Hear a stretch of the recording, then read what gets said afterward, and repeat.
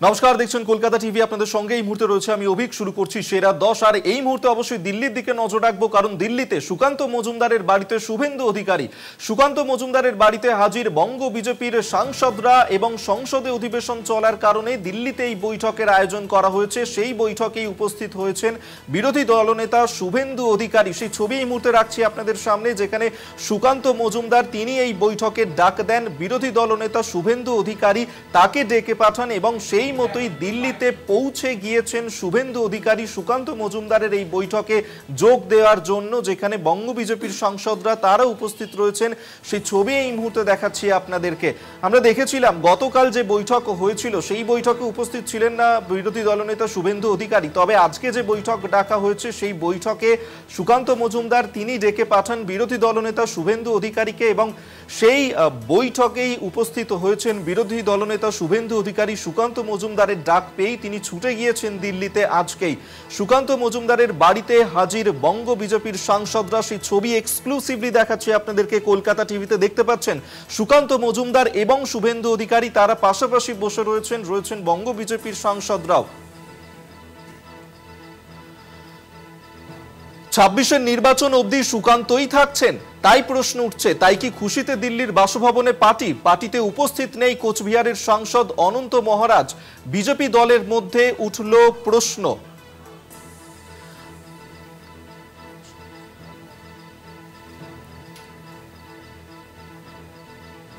সেই ছবি এই মুহূর্তে দেখাচ্ছি আপনাদেরকে, যেখানে দিল্লিতে বাসভবনে সেখানে যে বৈঠক ডাকা হয়েছে সেই বৈঠকের ছবি দেখাচ্ছি, যেখানে কোচবিহারের সাংসদ অনন্ত মহারাজ তিনি যদিও এই পার্টিতে উপস্থিত নেই, বিজেপির দলের মধ্যেই সেই নিয়েই প্রশ্ন উঠতে শুরু করেছে। সেই ছবি এই মুহূর্তে রাখছি কলকাতা টিভিতে এক্সক্লুসিভলি। দেখছেন দিল্লিতে বিজেপির ডাকা বৈঠকের ছবি।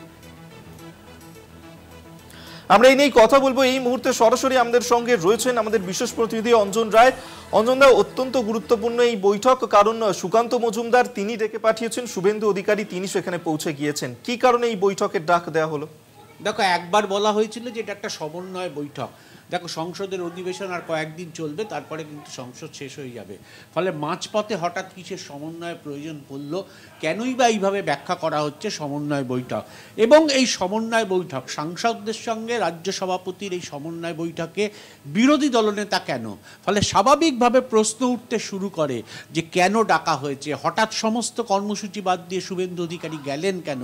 গতকাল কলকাতার বুকে দাঁড়িয়ে কেন্দ্রীয় নেতৃত্ব, রাজ্যের সভাপতি, রাজ্যের জেনারেল সেক্রেটারি বৈঠকে বসেছিলেন, সেখানে বিরোধী দলনেতার মতন একজন মুখ ও অনুপস্থিত ছিল কেন? কিন্তু আজ হঠাৎ করে সকালের ফ্লাইটে তিনি দিল্লি উড়ে গেলেন এবং গিয়ে সুকান্ত মজুমদারের ডাকে বৈঠকে বসলেন। যে সুকান্ত মজুমদার কয়েকদিন আগে তার সম্বন্ধে প্রকাশ্যে বলেছিলেন যে সাধারণত দলের সাংগঠনিক বৈঠকে তিনি কমফর্ট ফিল করেন না, শুভেন্দু উদ্দেশ্যে বলেছিলেন, হঠাৎ শুভেন্দু কেন উপস্থিত হলো? ফলে নানাভাবে প্রশ্ন উঠতে শুরু করে। বিজেপি কর্মীরা জানতে শুরু করেন, এখনো পর্যন্ত যা খবর জানা যাচ্ছে যে 26-এর ইলেকশন পর্যন্ত হয়তো সুকান্ত মজুমদার সভাপতির দায়িত্বে থেকে যেতে পারেন, কারণ বিজেপির পক্ষে কাউকে এককভাবে নতুন মুখ হিসাবে নিয়ে আসার ক্ষেত্রে যে মতবিরোধ দেখা দিচ্ছে তা কেন্দ্রীয় নেতৃত্ব ফয়সালা করতে পারছে না। ফলে সেক্ষেত্রে হয়তো সুকান্ত মজুমদার 2026-এর বিধানসভা নির্বাচন অবধি তার পদে কেন্দ্রীয় নেতৃত্ব বহাল থাকতে পারেন।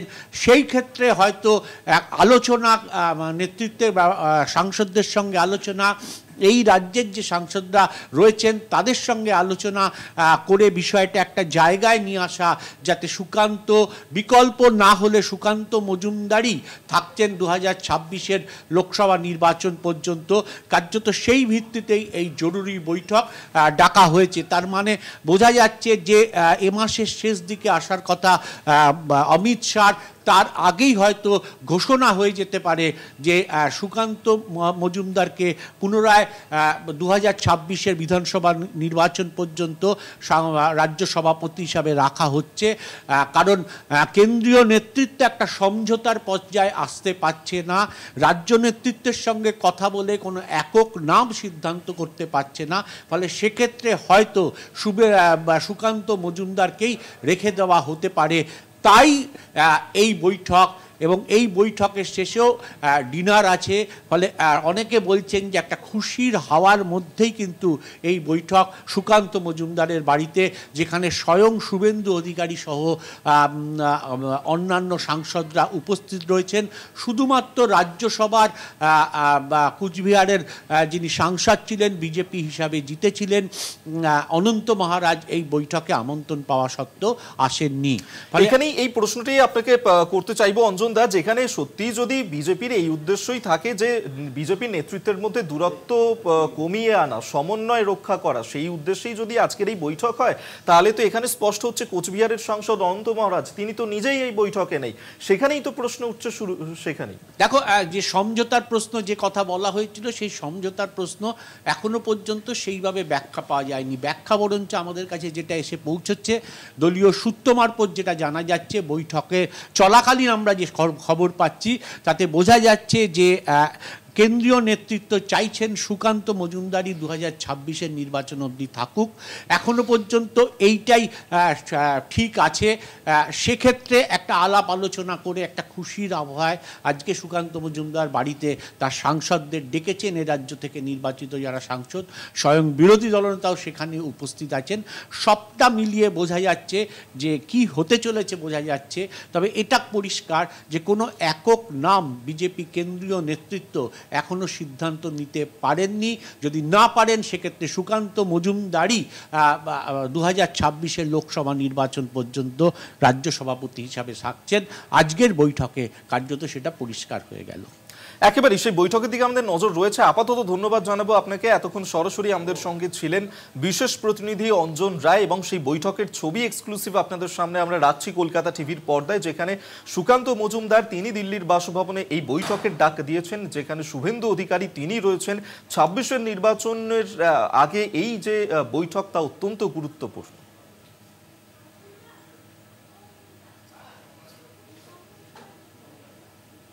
সেরা দশে এখন সময় একটু ছোট্ট বিরতির পর ফিরছি, সঙ্গে থাকুন।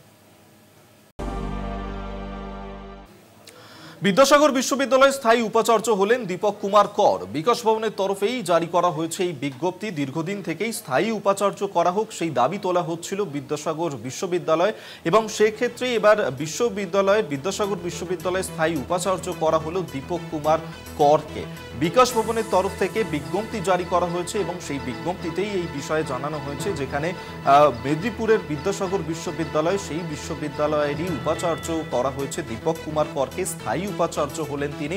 দীর্ঘদিন থেকেই সেখানে স্থায়ী উপাচার্য করা হোক সেই দাবি তোলা হচ্ছিল। অবশেষে বিকাশ ভবনের তরফ থেকে একটি বিজ্ঞপ্তি জারি করা হয়েছে। সেই বিজ্ঞপ্তিতে এই বিষয়ে উল্লেখ করা হয়েছে, যেখানে বিদ্যাসাগর বিশ্ববিদ্যালয়ের সেখানেই স্থায়ী উপাচার্য হিসেবে এবার দায়িত্ব দেওয়া হলো দীপক কুমার করকে।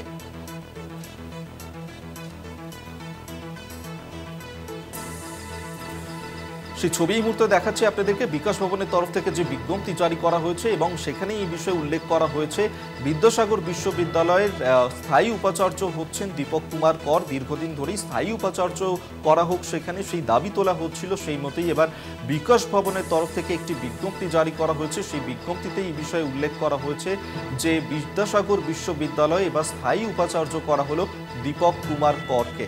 শুভঙ্কর মণ্ডল আমাদের সঙ্গে টেলিফোনে রয়েছেন প্রতিনিধি, আরো বিস্তারিত জানাবেন। শুভঙ্কর, বিদ্যাসাগর বিশ্ববিদ্যালয়ে এবার স্থায়ী উপাচার্য করা হয়েছে, যে বিজ্ঞপ্তি প্রকাশ করা হয়েছে বিকাশ ভবনের তরফে, কি বলা হয়েছে তাতে? দেখো, তুমি জানিয়ে রাখি যে বিকাশ ভবনের তরফ থেকে যে বিজ্ঞপ্তি প্রকাশ করা হয়েছে, সেখানে কিন্তু অধ্যাপক দীপক করকে বিদ্যাসাগর বিশ্ববিদ্যালয়ের উপাচার্য হিসেবে এবং স্থায়ী পদ উপাচার্য হিসেবে নিয়োগ করা হয়েছে, এবং নিয়োগ দিয়েছেন আচার্য তথা রাজ্যপাল সিভি আনন্দ বোস। তোমায় জানিয়ে রাখি, এই দীপক করের পূর্ব পরিচয় যেগুলো রয়েছে, একজন একাডেমিশিয়ান হিসেবে তিনি কিন্তু আশুতোষ কলেজের একসময় অধ্যক্ষ ছিলেন। পরবর্তী ক্ষেত্রে তিনি কিন্তু কলেজ সার্ভিস কমিশনের তিনি চেয়ারম্যান হন, এবং তারপর কলকাতা বিশ্ববিদ্যালয় তিনি সহ উপাচার্য। পরবর্তী ক্ষেত্রে উপাচার্য পদে, অন্তর্বর্তীকালীন উপাচার্য পদের দায়িত্ব তিনি সামলেছেন, এবং তারপর তিনি কিন্তু বাইরে, অর্থাৎ রাজ্যের অন্য একটি জেলার কলেজ, সেখানে তিনি উপাচার্য ছিলেন, নবকোর বিশ্ববিদ্যালয়ের উপাচার্য ছিলেন। পরবর্তীতে আর কোনো পদে তিনি ছিলেন না। নতুন করে তাকে কিন্তু এই বিদ্যাসাগর বিশ্ববিদ্যালয়ের উপাচার্য পদের দায়িত্ব দেওয়া হয়েছে, এবং খুব শীঘ্রই তিনি সেই পদের দায়িত্ব গ্রহণ করবেন বলে আমরা জানতে পারছি। এবং আরো যে কোনো বিশ্ববিদ্যালয় এই মুহূর্তে উপাচার্য, যেমন যাদবপুর বিশ্ববিদ্যালয়ের কথা জানিয়ে রাখি, ভাস্কর গুপ্ত যিনি এই মুহূর্তে অন্তর্বর্তীকালীন উপাচার্য পদে দায়িত্ব সামলাচ্ছেন, তারও কার্যকালের মেয়াদ কিন্তু আগামী 31শে মার্চ শেষ হয়ে যাচ্ছে। সেক্ষেত্রে তাকে পুনরায় স্থায়ী উপাচার্য পদে নিয়োগ করা হয় কিনা, নাকি নতুন কেউ উপাচার্য হয়, সেদিকে আমাদের নজর থাকবে। তবে এই মুহূর্তের গুরুত্বপূর্ণ খবর এটি যে বিদ্যাসাগর বিশ্ববিদ্যালয়ের নয়া স্থায়ী উপাচার্য হলেন দীপক কুমার কর। ধন্যবাদ শুভঙ্কর তোমায়। শুভঙ্কর মণ্ডল আমাদের সঙ্গে টেলিফোনে ছিলেন প্রতিনিধি।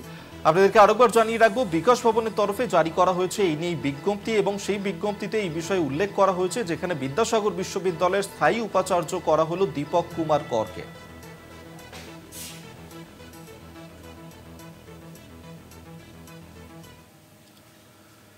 রেল বাজেটকে নিয়ে কেন্দ্রকে আক্রমণ তৃণমূল সাংসদ ডেরেক ওব্রায়ানের। সংসদীয় রীতিনীতির তোয়াক্কা করেননি রেলমন্ত্রী। বিরোধীদের সংশোধনী প্রস্তাব উপেক্ষা করে রেল বাজেট পাশের ঘোষণা। বিজেপিকে তৃণমূলে যোগ দিয়ে সংসদে পাঠ নেওয়ার কটাক্ষ ডেরেকের। অবিজেপি শাসিত রাজ্যে রেল বাজেটের বরাদ্দ কমিয়েছে কেন্দ্র। বাংলাকে বঞ্চনা করছে কেন্দ্রের মোদী সরকার, এমনই কটাক্ষ করেছেন ডেরেক ওব্রায়ান। কি বলেছেন তিনি শোনাবো আপনাদের। How much have you cut the budget of opposition states? Because he kept saying thousands. We gave 3 examples. The budget in percentage terms has been cut of Kerala. The budget in percentage terms, I'm talking about the budget from a railway expenditure in the last 10 years. If you compare last 10 years to this year, Kerala down in percentage terms, Tamil Nadu down in 10 years, and Bengal down from 15% to 5%. Totally political. If this is what you were doing to the states which are non-BJP, what were you doing to the states which are run by the BJP?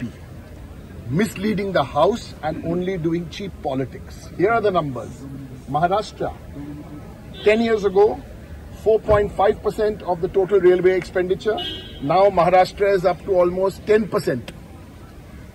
Uttar Pradesh, 4%, now almost 8%, double. And Madhya Pradesh, from 2.4 is up to almost 6%. সেটা দশা। এখন সময় একটা ছোট্ট বিরতির পর ফিরছি, সঙ্গে থাকুন। সিবিআই তদন্তে অসন্তোষ নির্যাতিতার বাবা মায়ের। আদালতে আরো তদন্তের আর্জি জানান তারা। এবার বাদী পক্ষের আবেদন শুনতে পারবে হাইকোর্টের তীর্থঙ্কর ঘোষের সিঙ্গেল বেঞ্চ। নির্দেশ সুপ্রিম কোর্টের প্রধান বিচারপতির বেঞ্চের। 13ই মে শীর্ষ আদালত মামলার পরবর্তী শুনানি।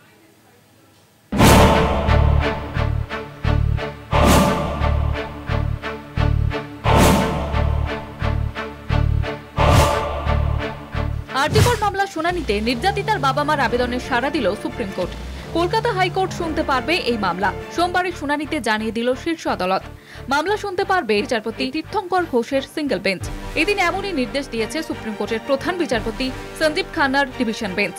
নির্যাতিতার পরিবারের পক্ষ থেকে কলকাতা হাইকোর্টের বিচারপতি তীর্থঙ্কর ঘোষের এজলাসে একটি আবেদন জানানো হয়। সোমবার প্রধান বিচারপতির নেতৃত্বাধীন বেঞ্চে ছিলেন বিচারপতি জয়মাল্য বাগচিও। সোমবারই সুপ্রিম কোর্টের বিচারপতি হিসেবে শপথ নিয়েছেন বিচারপতি বাগচি। প্রধান বিচারপতি তাকে শপথ বাক্য পাঠ করান। এরপরে আরজিকর মামলার শুনানির সময়ে প্রধান বিচারপতির নেতৃত্বাধীন 3 বিচারপতির বেঞ্চে ছিলেন তিনি। এছাড়া বিচারপতি সঞ্জয় কুমারও ছিলেন ওই বেঞ্চে। সুপ্রিম কোর্টে আরজিকর মামলাটি এর আগে শুনানির জন্য উঠেছিল গত 29শে জানুয়ারি। তার প্রায় 1.5 মাস পরে ফের মামলাটি উঠল শীর্ষ আদালতের প্রধান বিচারপতি খান্নার এজলাসে। সোমবার প্রধান বিচারপতির বেঞ্চ বসতে শুরু হয় আরজিকর মামলা। মামলায় প্রধান বিচারপতি বলেন, আমরা এই নিয়ে কোনো মন্তব্য করব না। হাইকোর্টের সিঙ্গেল বেঞ্চ মামলা শুনতে পারে। প্যারেন্টসদের প্লিটা গ্রান্ট করে দিলেন আর বললেন যে হাইকোর্ট এই ম্যাটারটা ফার্দার ইনভেস্টিগেশন আর সিবিআর ইনভেস্টিগেশন আর সাপ্লিমেন্টারি চার্জশিটটা সুপারভাইজ করতে পারেন। সুপ্রিম কোর্টে যে বিচারাধীন আরজিকরের মূল মামলাটি, সেই মামলাটি আজ শুনানির জন্য মুলতবি হয়ে যায়। আগামী 13ই মে এই মামলার পরবর্তী শুনানির দিন ধার্য করেছেন সুপ্রিম কোর্টের প্রধান বিচারপতি সঞ্জীব খান্না সহ 3 বিচারপতির বেঞ্চ। মূলত আগামী 13ই মে সুপ্রিম কোর্টের প্রধান বিচারপতি সঞ্জীব খান্নার অবসরের দিন ধার্য রয়েছে। ক্যামেরায় মিন্ময় চক্রবর্তীর সঙ্গে পীযূষ কান্তি নাগ, কলকাতা টিভি। যাদবপুর বিশ্ববিদ্যালয়ে অন্তর্বর্তীকালীন উপাচার্য ভাস্কর গুপ্ত। যাদবপুর কাণ্ডের 17 দিন পর বিশ্ববিদ্যালয় উপাচার্য। তিনি অসুস্থ অবস্থায় হাসপাতালে ভর্তি ছিলেন। সাংবাদিক বৈঠকে এসে তিনি একাধিক বিষয়ে আলোকপাত করেন। অসুস্থতার পর বিশ্ববিদ্যালয়ে ফিরলেন যাদবপুরের অন্তর্বর্তী উপাচার্য ভাস্কর গুপ্ত। কাজে যোগ দিয়ে এই বিশ্ববিদ্যালয়ের আধিকারিকদের সঙ্গে বৈঠক করেন তিনি। গত কয়েকদিন যে পরীক্ষাগুলি বিশ্ববিদ্যালয়ে নেওয়া হয়নি সেই পরীক্ষা ফের নেওয়ার বিষয়ে পরীক্ষা কমিটির সঙ্গে বৈঠকে বসেন উপাচার্য। এদিন সাংবাদিকদের বিভিন্ন প্রশ্নের উত্তর দেন ভাস্কর গুপ্ত। তিনি জানান, বিশ্ববিদ্যালয়ে পুলিশ ফাঁড়ি ও ব্যারাক তৈরি করার জন্য কর্মসমিতির বৈঠকে বিষয়টি তোলা হবে। সেখানে বিষয়টি নিয়ে আলোচনা হবে। বিভিন্ন বডিগুলো রয়েছে, ফাইনালি এক্সিকিউটিভ কাউন্সিল তাদের সিদ্ধান্তের উপরে নির্ভর করে, সুতরাং এখন বলা কঠিন। কর্মসমিতির বৈঠকের বিষয়ে ওই দিনের সাংবাদিকদের প্রশ্নের উত্তরে উপাচার্য বলেন, সরকারের অনুমতির ভিত্তিতেই এই বৈঠক হবে। যে অস্থায়ী উপাচার্যকে ইসি ডাকতে গেলে, মাত্র আমাকে যে রাখতে গেলে পরে সরকারি অনুমতি নিতে হয়। আমরা এমনিতেই ইসি আমরা সামগ্রিক পরিস্থিতি যেটা বলছেন সেই ব্যাপারে আলোচনার জন্য অনেক কিছুতে, মানে সামগ্রিক পরিস্থিতি নিশ্চয়ই ওটাও অংশ, যেটা এক্ষুনি বললেন পুলিশের, আমরা তো সরকারের কাছে আমরা অবশ্যই একটা অনুমতি চাইবই, তারপরে দেখা যাবে সরকার কখন অনুমতি দিলেন। বিশ্ববিদ্যালয় কর্তৃপক্ষ ছাত্র সংসদ নির্বাচনের পক্ষে, সরকারকেও বিষয়টি বারংবার জানানো হয়েছে বলেও মন্তব্য উপাচার্যের। নির্বাচনের বিষয় এটা আমরা একাধিকবার চিঠি দিয়েছি, নীতিগতভাবে অবশ্যই আমরা সম্পূর্ণ তো এটা মনে করি হওয়া উচিত, এটা প্রকৃত সমর্থন থাকে। সুতরাং আগেও যেমন আমরা জানিয়েছি, আমাদের এই সরকারের কাছে আমরা জানিয়েছি যে অনুমতিটা দেওয়া হোক এবং ব্যবস্থা করা হোক। আমরা মনে করছি সেটা একটা সুষ্ঠু পরিবেশ ফিরিয়ে আনতে সহায়ক হবে। এই যে অচল অবস্থা, তার জন্য যে পরীক্ষাগুলি একেবারেই নেওয়া সম্ভব হয়নি, সেই নিয়ে তিনি এক্সামিনেশন কমিটির সঙ্গে বৈঠকে বসেছেন এবং বিশ্ববিদ্যালয়ের অচল অবস্থা দ্রুত কেটে যাক, স্বাভাবিকতায় ফিরুক বিশ্ববিদ্যালয়, সেটি চাইছেন যাদবপুর বিশ্ববিদ্যালয়ের অন্তর্বর্তীকালীন উপাচার্য ভাস্কর গুপ্ত। ক্যামেরায় সন্দীপ সোমের সঙ্গে শুভঙ্কর মণ্ডল, কলকাতা টিভি। সেরা 10 এই পর্যন্তই। দেখতে থাকুন কলকাতা টিভি, রাত দিন 7 দিন।